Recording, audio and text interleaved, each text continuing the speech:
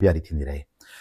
तव्हां ई असां कल्ह ॾिठी 17 जनवरी साईं जीएमस जो 122 जनम ॾींहुं। सन में तमामु वॾी गहमा गहमी मतल हुई ऐं मुख़्तलिफ़ मकतबे फ़िक्र जा माण्हू सन में आया ऐं साईं जीएमस जे फ़िक्र जा पोइ लॻ मुख़्तलिफ़ माण्हू मुख़्तलिफ़ पार्टियूं उहे उन्हनि जलसा कया, उन्हनि रैलियूं कढियूं ऐं हीअ तमामु ख़ुशि आईंदड़ ॻाल्हि आहे। ऐं सम्झां थो त सिंध में सियासत थिए थी, ख़ुसूसन क़ौम पर सियासत थिए थी, उनजो तहरीक पैदा थिए थो, माण्हू पंहिंजे घरनि मां निकिरनि था ऐं माण्हू सियासत ॾांहुं राग़ब थियनि था, त हीअ तमामु सुठी ऐं सिंध जे हक़ में ॻाल्हि आहे। रियासती इदारा हुकुमरान उन्हनि जी कोशिशि गुज़िरियल 3 ॾहाकनि खां इहा रही आहे त सिंध मुकमिल तौर ते सियासत खां लातल्क थी वञे। हीअ सिंध साॻी सिंध आहे जंहिं पाकिस्तान जे महकूम क़ौमुनि या डेमोक्रेटिक जेके मूवमेंट्स हुयूं उनजी इमामत वारो कमु कयो पिए। पर पोइ हीअ 30 सालनि खां जेका साज़िश सटी वई, माण्हुनि खे लातल्क कयो वियो त सियासत मां कुझु कोन्ह थींदो, सियासत न कयो, सियासत बेमाना आहे, सियासत माना ठगी आहे। उहा जेका नैरेटिव हो या उहो जेको बयानु हो, उन बयाने या उन जेका नफ़्सियात जोड़ण जी कोशिशि कई वई, उन नफ़्सियात जे करे माण्हू सियासत खां लातल्क थियणु शुरू थिया। त आउं सम्झां थो त जिते जिते जेको जेको तहरीक सियासी पैदा थिए थो उनखे असांखे वेलकम करणु खपे। हाणे साईं जीएमस जे 122 सालगिरह ते मुख़्तलिफ़ माण्हुनि सियासी जलसा कया, मुख़्तलिफ़ सियासी पार्टियुनि जलसा कया। उन समूरनि सियासी पार्टियुनि जी दावा आहे त उहे साईं जीएमस जे रहबरी में हलंदड़ आहिनि। समूरनि जो मक़सदु बि हिकिड़ो हो त जीएम सैद रहबर आहे, सिंध देश मुक़दर आहे। पर केतिरे अरसे खां असीं 80 जे ॾहाके खां वठी ॾिसूं था त हीअ सभई लीडरशिप जे ख़फ़्त में फाथल माण्हू पाण में गॾिजी को हिकिड़ो प्रोग्राम करण जे बदिरां हिकिड़ो लीडर, हिकिड़ो नज़रियो, हिकिड़े फ़िक्र, हिकिड़े झंडे जे हूंदे बि हिकिड़ी का लाइन वठी हिकिड़ी पार्टी जोड़े को सिंध खे ब्रेक थ्रू ॾियनि, सिंध जी सियासत खे ब्रेक थ्रू ॾियनि, उन्हनि हू नाकाम विया आहिनि। उन मक़सदु इहो आहे त हुननि खे अलॻि अलॻि देॻड़ियूं उहे चाढ़े रखणियूं आहिनि। पर कल्ह जेका सालगिरह जा जेके इवेंट्स थिया आहिनि, जेके अॼु सोशल मीडिया ते पाण ॾिठा आहिनि, उन में 2 अहम शयूं जेके तारीख़ जे रिकॉर्ड ते असांखे रखण जी ज़रूरत आहे त जीअं असांजा ईंदड़ नसुल, ऐं मां हीअ वीडियो बि इन करे ठाहियां पियो त हीअ तारीख़ जे रिकॉर्ड ते शयूं अचनि त ईंदड़ नसुल असांजा उहे घटि में घटि हिननि शयुनि खां वाक़ुफ़ु रहनि।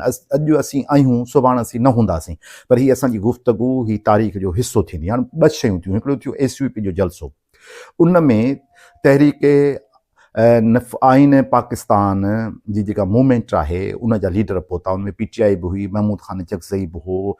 SUP जे जलसे में साईं जीएमस जे सालगिरह ते उहो आइन आहे 73 जो आइन, जेको क़ौमुनि जो कातिल आइन आहे, जेको क़ौमुनि जो इनकारी आइन आहे, उन जे तहफ़ुज़ जी ॻाल्हि SUP जे जलसे में स्टेज ते थी। साहब किथे? साईं जीएमस जे सालगिरह में साईं जीएमस जे दरिया वारे बंगले ते।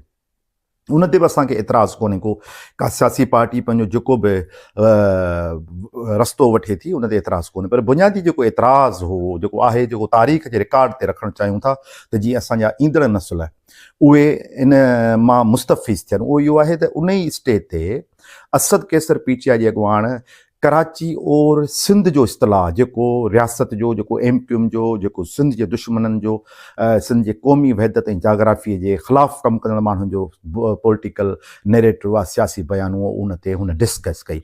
पंहिंजी सॼी तक़रीर में बार बार चवंदो रहियो कराची के वसाइल, सिंध के वसाइल, कराची और सिंध, कराची और सिंध, कराची और सिंध। पर असांजे SUP जे लीडर उन ते पंहिंजे तक़रीर दौरान का बि गुफ़्तगू न कई। त सुभाणे जेकॾहिं इहा PTI साॻियो इमरान ख़ान जेकॾहिं हुकूमत में अचे थो त पोइ इहो कराची ऐं सिंध जो रिंगट जेको आहे उहो अमली तौर ते सिंध जे विराइण जो सबबु बणिजंदो। इन करे तारीख़ जे रिकॉर्ड ते रखो त सुभाणे जेकॾहिं इमरान ख़ान जी हुकूमत अचे थी ऐं उहो सिंध खे कराची और सिंध वारे इस्तिलाह ते अमलनि कमु कनि त पोइ इहो सम्झी वठो त असांजा माण्हू उन्हनि सां गॾु हुआ। मतां पोइ केरु चवे त असांखां त ग़लती थी वई, इहो सभु कुझु शौरी तौरु थिए थो। ॿी जेका अहम ॻाल्हि जेका मां तव्हां सां करणु चाहियां थो, केतिरे अरसे खां वठी हीअ शइ हिकिड़ी मुधल सुट वांगुरु हुई त शहीद बशीर ख़ान कुरैशी जा कातिल केरु आहिनि। उन सिलसिले में मुख़्तलिफ़ कमेटियूं पार्टी अंदरि जस्कम बि ठहियूं, मुल्की सतह ते बि ठहियूं, मेडिकल बोर्ड बि ठहिया, DNA जा मामला बि थिया, सभु कुझु थिया, जुज़ा गुम थियण जूं बि ॻाल्हियूं थियूं। पर कल्ह सनान ख़ान कुरैशी, बशीर ख़ान कुरैशीअ जे फ़र्ज़नि जेको उनजो वारिस आहे, उन कल्ह चयो त त बशीर ख़ान कुरैशीअ जे क़त्ल में उहे माण्हू मुलविस हुआ जेके पोइ क़ाइम मुक़ाम थिया ऐं उन्हनि क़ाइम मुक़ामनि इहा बशीर ख़ान कुरैशीअ जे क़त्ल जी रिथार थी या सिट सटी त हाणे शहीद बशीर ख़ान कुरैशीअ जे क़ातिल बि ज़ाहिर थी विया आहिनि। उहे के ॿाहिरियां क़ातिल कोन हुआ, उहे क़ातिल पार्टी अंदरि ही आऊं नथो चवां, ही जस्कम जो मौजूदा चेयरमैन ऐं शहीद बशीर ख़ान कुरैशीअ जो फर्ज़ंद मोभी पुटु सनान कुरैशी उहो चवे थो। हाणे ॿ शयूं असांजे नौजवान नस्ल खे सम्झणियूं आहिनि। हिकिड़ी इहा त बाबा कंहिं बि सूरत में सिंध जे माण्हुनि खे ॿिनि शयुनि ते कंप्रोमाइज़ न करणु खपे। हिकिड़ो सिंधू दरिया ऐं ॿियो सिंध जी जेका क़ौमी जाग्राफ़ी वहदत आहे, जेके मौजूदा जेको जाग्राफ़ी नक्शो आहे, उन मां जेका कराचीअ जी अलहदगीअ जी जेका ॻाल्हि आहे, इन ते कंप्रोमाइज़ न आहे करणी। ॿियो जेको मुदल सुठो हो शहीद बशीर ख़ान कुरैशी जे क़त्ल जो, उन बाबति मुख़्तलिफ़ वीचार ख़्याल हुआ, उहा बि कल्ह ॻाल्हि चिटी थी वई त उन जे क़त्ल में बि संदसि पार्टी जा माण्हू मुलविस हुआ। जी सर।